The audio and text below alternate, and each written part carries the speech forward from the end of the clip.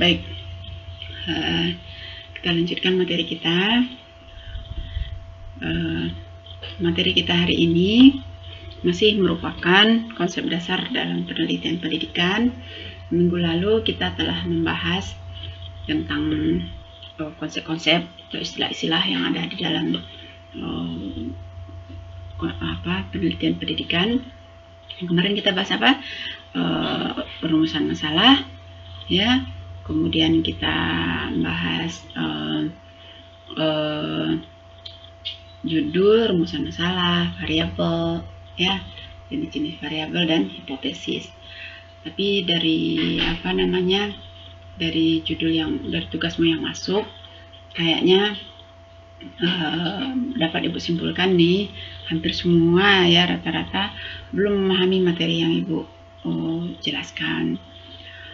Ya, mungkin karena keterbatasan materi yang Ibu sampaikan, tapi bagaimanapun ya, dalam kondisi seperti ini, sebaiknya kita sama-sama proaktif lah ya, sama-sama ini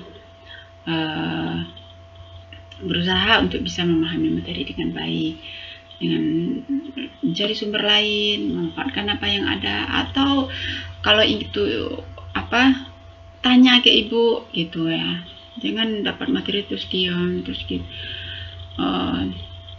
Ini ambil satu contoh ya. Ada kesulitan belajar dalam proses pembelajaran pada siswa sekolah dasar. Jenis penelitian deskriptif ya. Dibuat perumusan masalah, apa kesulitan belajar siswa dalam proses pembelajaran daring. Kedua, apakah penyebab dari kesulitan belajar siswa daring. Ketiga, bagaimana upaya guru dalam mengatasi. Bagaimana cara guru mengenal. Kemudian variabelnya variabel diskrit, variabel kategori. Bukan jenis variabelnya yang Ibu minta, tapi apa yang menjadi variabel dalam penelitianmu. Ya, konsep apa yang kamu ingin teliti. Kalau di sini kan ada kata kesulitan belajar, ada kata pembelajaran daring. Nah, itu konsepnya. Nah, konsep itu harus kamu perjelas. Kesulitan seperti apa yang kamu mau dan proses pembelajaran daring mana yang kamu ingin tinjau. Itu yang menjadi variabel. Bukan jenis variabel. Oh, jenis variabel ada jenis ini, bukan begitu ya. Kemudian maaf Bu, untuk hipotesis saya belum ada Bu. Nah, kalau dia penelitian deskriptif, ya, kecenderungan penelitian deskriptif itu yaitu penelitian yang meneliti menggunakan data statistika tetapi tidak memberikan tindakan.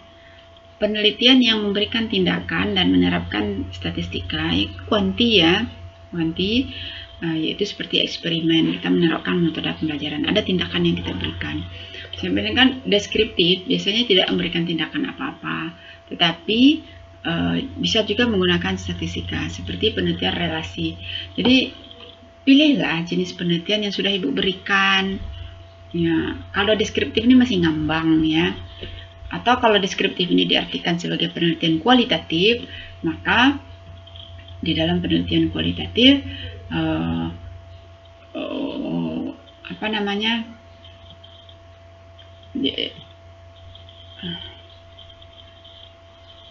rumusan masalahnya tidak ya bisa begini banyak, tapi ya ini ribet. Ibu harapkan rumusan masalahnya ini satu saja ya, supaya tidak ngambang, supaya tidak analisanya tidak instrumen yang digunakan tidak banyak nanti ya. Apa kesulitan belajar siswa dalam proses pembelajaran daring? Itu kan pertanyaan seperti itu tidak perlu penelitian ya. Artinya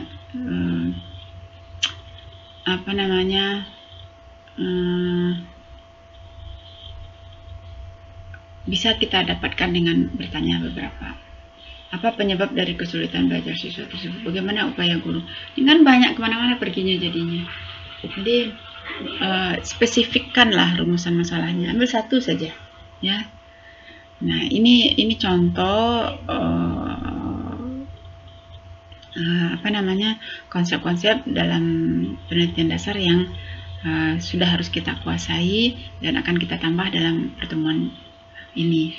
Nah, pertemuan ini kita akan bicarakan tentang sampling, tentang instrumen, dan tentang validasi dan reliability. Apa itu sampling? Sampling yaitu proses pengambilan sampel, ya, sampel. Kalau di judul temanmu ini kan belum tergambar nih sampelnya apa, karena memang belum Ibu minta, ya udahlah, nggak apa-apa, nggak dibikinnya.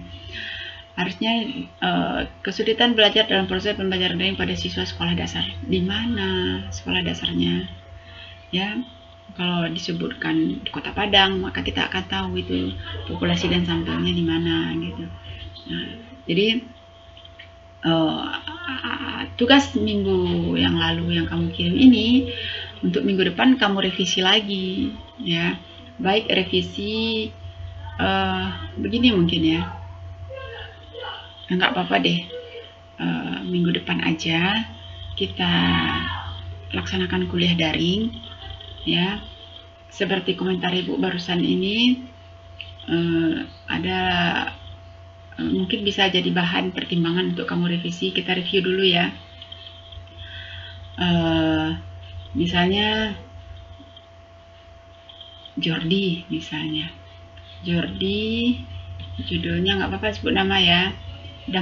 Judulnya dampak positif dan negatif pembelajaran di SD. Ini seperti judul makalah ya. Jenis penelitian deskriptif. Rumusan masalahnya apa dampak positif pembelajaran daring, apa dampak negatif, bagaimana cara guru mengatasi siswa sekolah. Ya, itu kan banyak sekali rumusan masalah dan banyak akan dijawab, dan angketnya nanti ya bisa pengambilan data.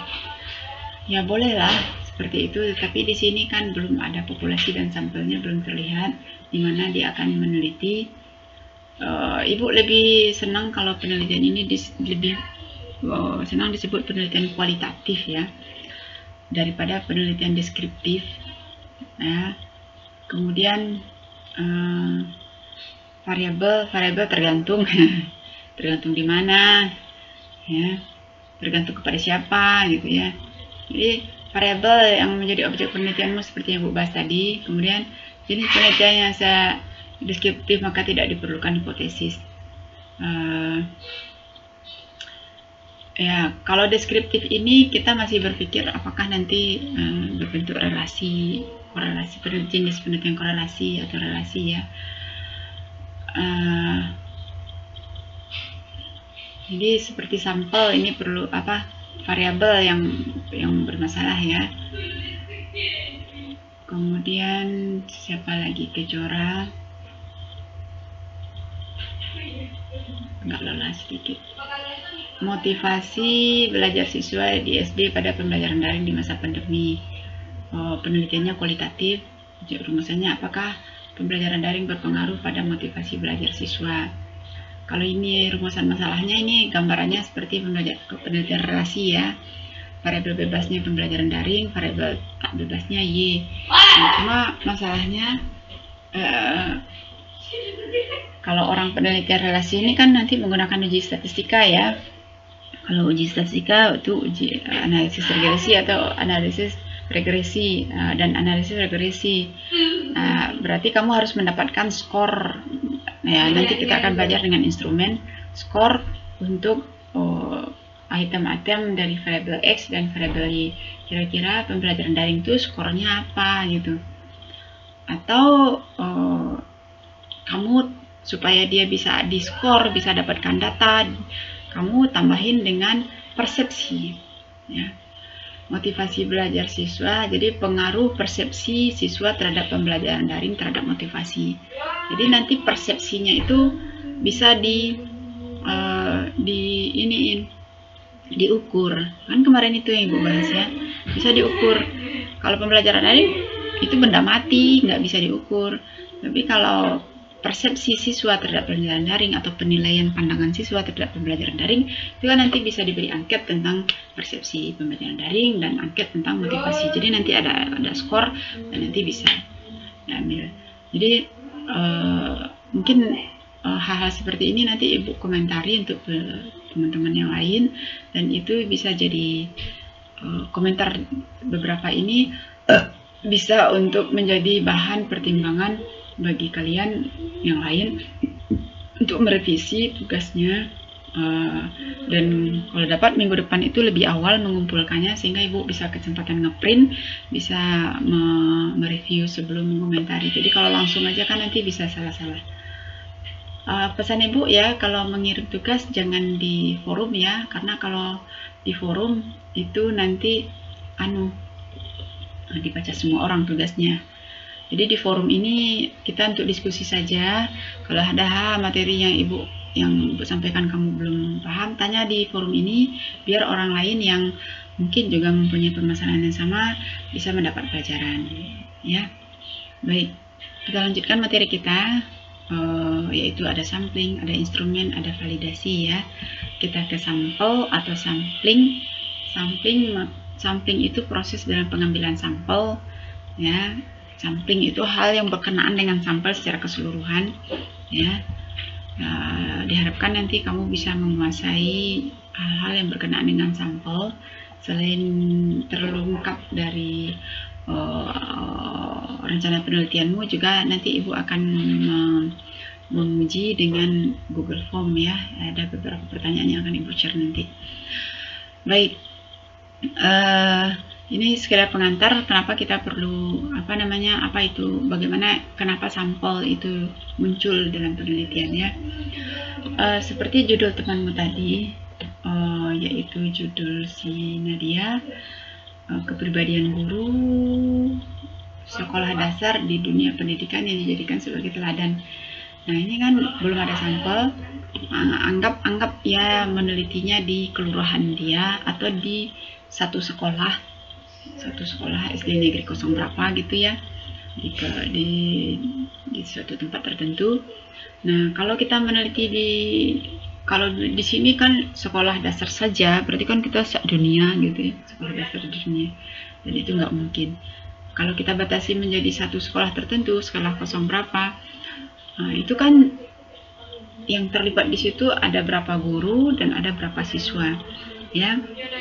Kalau siswa aja, kalau masing-masing tingkat ada satu kelas 1 satu kelas, kelas 2 satu kelas, maka nanti akan ada, kalau satu kelas aja 30, maka kalau 6 kali 3 180 orang siswa. Nah, itu adalah populasinya dan semua orang yang akan diteliti. Dan kalau hal itu dilakukan, maka akan kesulitan gitu. Maka kita perlu istilahnya adalah sampel yang mewakili populasi dengan syarat dia harus representatif. Apa itu representatif? Betul-betul mampu mewakili, ada sifat keterwakilan dari populasi. Inilah alasan-alasan kenapa kita perlu populasi. Ada penelitian yang seluruh populasinya diambil datanya. Nah, itu dikenal dengan penelitian sensus. Ya, ada orang, tidak ada. Itu betul-betul untuk keperluan pengumpulan data negara ya. Sekarang sekali berapa sih Indonesia melakukan sensus ya, sensus penduduk, pendataan penduduk. Dan itu memang mendatangi seluruh dari pelosok sampai kota itu didatangi. Karena itu untuk akurasi. Tapi kalau dalam penelitian tidak harus begitu. Kenapa? Karena kalau kita seperti tadi aja, andaikan di suatu sekolah ini temanmu ada 180 siswa, mungkin gurunya kalau satu kelas ada satu guru ditambah guru bidang studi, ada 6 minimal gurunya 11-an atau 12 dengan kepala sekolah atau apalah gitu, tanpa guru olahraga, guru. Nah, itu diteliti kan melelahkan gitu. Kalau gurunya oke lah bisa diteliti semua karena cuma belasan gitu ya. Tapi kalau siswanya, nah, kalau kita mengambil sampel itu seluruhnya, yang pertama kita butuh biaya banyak, kita butuh waktu banyak, dan justru malah kalau kita ngambil semua itu sebagai sampel yang kita ambil datanya dalam penelitian ini, malah itu akan menimbulkan kelelahan dan kecapean sehingga data yang terkumpul itu bisa nggak standar gitu.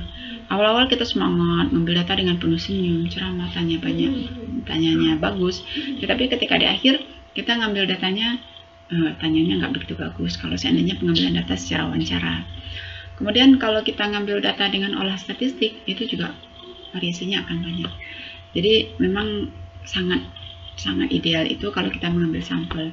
Demikian juga kalau sampel populasi itu udah ketahuan homogen ya. Terus udah ketahuan sama nih, jeruk truk kualitasnya sama. Apa masih perlu kita teliti semua jeruk, kita ukur, kita ini? Kan nggak logis ya, setiap orang bodoh udah jelas sama, ngapain gitu. Nah seperti itu. Jadi maka perlu adanya sampel. Apa sih sampel? Sampel itu objek, kelompok, barang yang memang kita ambil datanya, yang memang kita kalau kita wawancarai ya kita wawancarai ya. Atau sampel itu boleh perwakilan dari bagian ya, himpunan bagian dari populasi. Kalau kayak tadi itu penelitian di suatu sekolah SD tentang kepribadian dan teladan siswa. Ibu belum mengaji ini secara rumusan masalah dan segala macam, ini dari bicara judul sampel dalam konteks sampel aja ya. Atau kita lihat yang lain.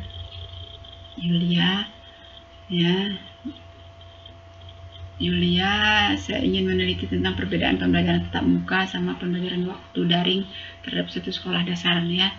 Nah, kalau ini kan sekolah dasar nggak tahu, anggap di satu sekolah, lagi-lagi ini apa ya, sekolah dasar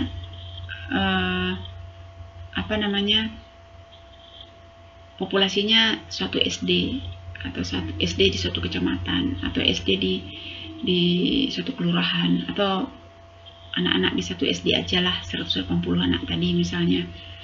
Nah, kalau memang akan SD itu ya bukan dibagi lagi ke kelas tapi SD-nya, maka kamu harus mengambil perwakilannya yang representatif ya, yang representatif.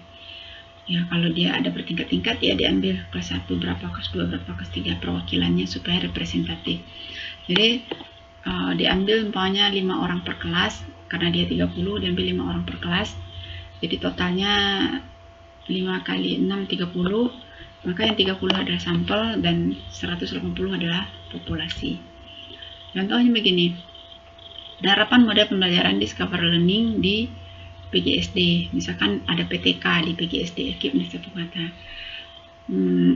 maka yang dibidik, yang jadi bidikannya kan PGSD FKIP. Kalau PGSD FKIP itu 100, tadi Ibu lihat data terbaru sekitar 900-an, hampir 1000 ya. Tapi yang menjadi populasi bisa tidak dia. Kenapa? Kita fokus ke mahasiswa semester 4 atau semester 5 atau semester 7 gitu. Itu untuk populasi. Sedangkan sampelnya karena di semester itu ada beberapa kelas, kita ambil kelas yang tertentu.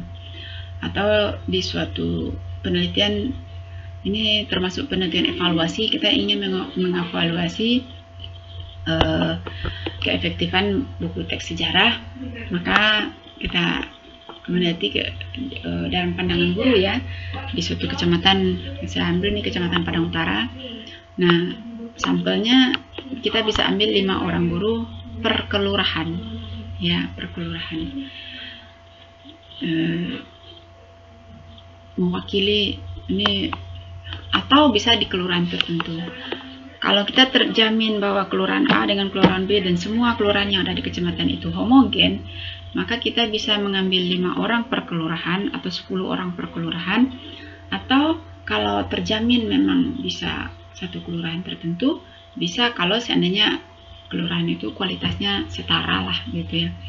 Tapi kan nggak mungkin lah kelurahan itu setara ya, dalam hal apa ya, tergantung variabel yang kamu lihat ya. Kalau kamu bicara tentang pendidikan ya nggak mungkin sama, atau kamu bicara tentang penghasilan juga belum tentu sama.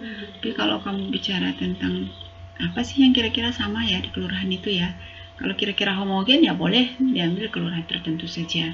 Tapi kalau dia tidak homogen, jadi ada nanti pengambilan itu strata atau klaster, kita lihat nanti ya.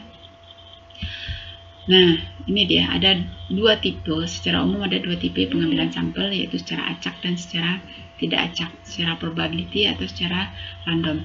Kalau secara acak ini artinya setiap anggota di dalam populasi itu mempunyai hak yang sama, atau mempunyai kesempatan yang sama, atau mempunyai probabilitas yang sama untuk diambil sebagai populasi.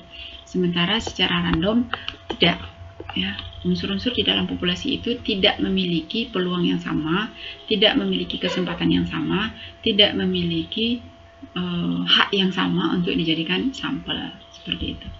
Apa sih maksudnya? Nah, kalau secara random, orang biasanya random sampling ini baru bisa diterapkan kalau kualitas populasi itu homogen, setara, ya. Jadi ada syarat-syaratnya. Begini, apa yang kita pelajari ini nanti kita akan sesuaikan dengan teknik penelitiannya, ya, metode penelitiannya. Jadi ini secara umum aja, kalau sampel begini loh secara umum gitu ya. Jadi sampel itu ada yang secara sederhana seperti dia kan, kita harus bicara homogen, ya. Homogen ini masing-masingnya tuh harus homogen, baik secara strata, secara wilayah, ataupun secara keseluruhan. Misalnya secara keseluruhan kamu penelitian di kelas 6 di sekolah yang cukup besar sehingga kelas 6-nya ada banyak, kelas 61 sampai 67 misalnya. Dan kalau ke 7 kelas ini homogen, misalnya rata-ratanya berkisaran 6 atau berkisaran 7 rata-rata hasil belajarnya, ada 7, ada 7,1, ada 7,2, ada 7 pas, itu kan berarti bisa dikatakan homogen. Maka pengambilan sampelnya boleh dengan secara lot, diberi penomoran dengan kertas 61, 62 diberi kertas, kemudian diambil secara acak. Itu sangat sederhana pengambilannya, ya. Itu yang sederhana. Ada yang secara sistematis. Nah, kalau kita mau penelitiannya itu eksperimen dan kita butuh kelas utuh, maka seperti tadi itu dia beri nomor kelas, kemudian seperti PGSD tadi kan diambil terambil itu kelas 7E, 7F gitu ya. Itu karena di lotnya terpilih itu secara acak gitu. Tetapi kalau kamu ingin lebih pede atau untuk penelitian yang tidak kelas, tetapi kamu cukup menyebarkan angket, maka kamu bisa 6 kelas itu atau 7 kelas itu kamu beri urut 1 sampai berapa gitu. Kalau seandainya 30 per kelas, kalau dia 7 atau 6 itu 1.800 ya. Banyak ya.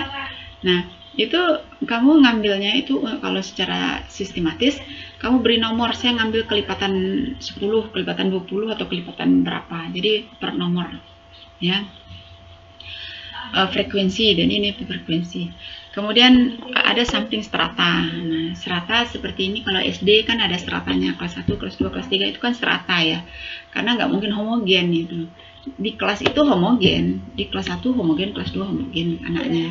Ya, rata-rata ada pintar, ada sedang, ada tidak, kan rata-rata homogen gitu. Tetapi dia berstrata. Nah, ini ekonomi remah. Jadi satu kelurahan itu pasti ada menengah ke atas, menengah ke bawah, menengah bawah, atas gitu ya. Itu strata. Nah, dia harus mewakili strata, yaitu pengambilan sampel secara strata. Jadi akan representatif.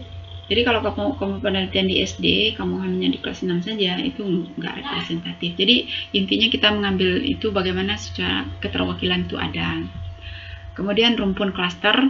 Nah, ada klaster bertingkat-tingkat, ada yang wilayah, kelurahan atau RT atau kecamatan. Di setiap kecamatan ada kelurahan, di setiap kelurahan ada RT, ada begitu ya. Itu pengambilan mewakili per wilayah. Kemudian sampling bertahap. Nah, rata-rata kalau ada strata, ada klaster, itu rata-ratanya bertahap ya. Pertama dibentuk wilayahnya, klaster-klasternya atau di tingkat-tingkatnya. Kemudian di setiap tingkat itu diambil secara random sederhana. Berarti kan bertingkat, 2 proses, tidak 1 kali proses pengambilan. Kemudian random bukan random itu sampling kuota, tergantung berapa yang dibutuhkan. Kemudian sampling kebetulan, pas kebetulan siapa yang ketemu. Kemudian ini tergantung jenis penelitian, kembali kepada jenis penelitian ya. Ya, metode penelitiannya. Ada penelitian yang kita memang harus butuh kuotanya sekian gitu.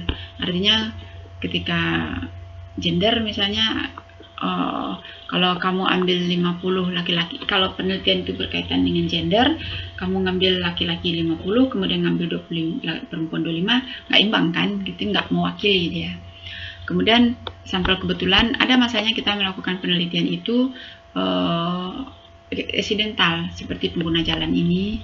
Kemudian ada masanya kita mengambil penelitian itu bergantung kepada kebutuhan tujuan.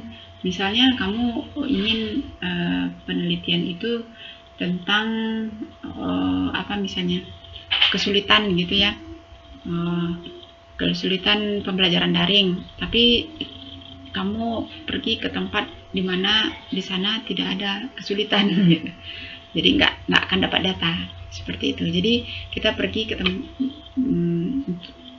pergi ke mencari sampel yang memang akan memberikan informasi yang kita butuhkan. Ada sampling sukarela. Sampling sukarela ini mungkin sudah menjadi tren sekarang ya. Kenapa? Karena begini, kalau kamu mengambil sampel, kalau zaman normal mengambil data itu pergi ke sekolah, masuk ke dalam kelas, membagikan angket, kemudian anak isi gitu kan. Tapi karena sekarang COVID dan tidak semua sekolah ada, maka kita terpaksa mengambil data itu pakai Google Form kan. Nah ini kan menjadi sukarela, siapa yang suka, yang rela, yang mau ngisi aja gitu. Jadi ini bisa menjadi alternatif kamu dalam melakukan penelitian. Jadi populasimu bisa bebas, bisa se-Indonesia. Kalau Google mau menyebar luas ya bisa kemana-mana. Jadi populasi bisa Indonesia gitu. Nggak aneh kalau kita melakukan penelitian se-Indonesia. Kemudian penelitian snowball itu kan bola salju ya. Bola salju itu kalau digelindingin mulanya kecil lama-lama akan menjadi besar, dan itu penelitian yang bergulir, sampelnya bergulir dari satu orang, kemudian orang itu merekomendasikan orang lain, kemudian merekomendasikan orang lain. Ada masanya kita butuh begitu. Seperti di sini kan demo, peserta demo itu kan yang tahu siapa ikut demo kan orang yang demo itu ya. Kalau kamu nggak ikut demo kemarin di DPR, kemudian kamu ingin meneliti tentang pendapat mereka tentang demo tersebut, mau cari kemana? Kan susah. Maka perlu cari tahu satu orang yang ikut demo, kemudian orang itu akan itu kemarin ikut juga, itu kemarin ikut juga, seperti itu. Jadi kondisinya seperti apa. Jadi apapun itu tetap disesuaikan dengan jenis penelitiannya, kondisi sampel dan kondisi populasinya. Ini ukuran sampel itu ya berimbang lah ya. Kemudian juga ada tingkat kepercayaan kita terhadap sampel itu. Intinya begitu ya, kalau ukuran sampel itu syarat sampel yang baik, tingkat ketepatan, presisiusnya, seberapa dekat estimasinya, seberapa terwakili ya, seberapa harapan kita itu, estimate kita terhadap itu berapa gitu ya.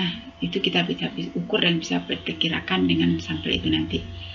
Kemudian kalau bicara tentang ukuran berapa banyak sih gitu, kalau sampelnya cukup gede, pokoknya tadi kamu pakai sukarela itu ya, pakai Google Form, kamu skopnya Indonesia gitu. Indonesia itu kan gede gitu, atau Padang, oke lah Padang misalnya. Padang itu berapa penduduknya? Ya 10% aja kamu olah untuk jadi sampel udah cukup kalau besar ya. Tapi kalau penelitianmu di kelas SD tertentu dekat rumah, karena kebetulan orangnya sekolah, di sana zona hijau orang sekolah, kamu meneliti ya bisa 30 udah cukup untuk satu. Ya kalau seandainya satu sekolah sekitaran 100-200 itu biasanya orang 30. Kemudian kalau penelitiannya bentuk eksperimen atau ada ex facto itu kan sama-sama eksperimen, ada tindakan, ya minimal 15 orang. Tapi kalau kamu penelitian di sekolah ya ngikut sekolah aja, kalau satu kelas itu berapa ya udah seberapa gitu ya. Ini dia, ini videonya cukup panjang 30 menit, mudah-mudahan kamu sabar ngikutinya ya. Kembali tetap kepada, ini udah cepet-cepetin loh, kalau di kelas kan enak nih, tapi ya gimana lah ini kondisinya. Ini biasa rumus yang dipakai ya, kalau menggunakan rumus ini ada penjelasannya, bisa kamu baca ya, di skip, di push aja untuk membacanya nanti Ya, itu alhamdulillah. Ini tentang sampel, nanti Ibu akan lanjutkan video yang kedua tentang instrumen. Jadi nanti di penelitianmu kamu sudah harus punya sampel, sudah harus punya populasi ya di dalam penelitiannya, dan kalau dapat di judul disampaikan populasinya supaya tergambar sampelnya nanti apa. Oke ya, silakan direvisi tugasnya, disempurnakan. Minggu depan kita pakai Zoom.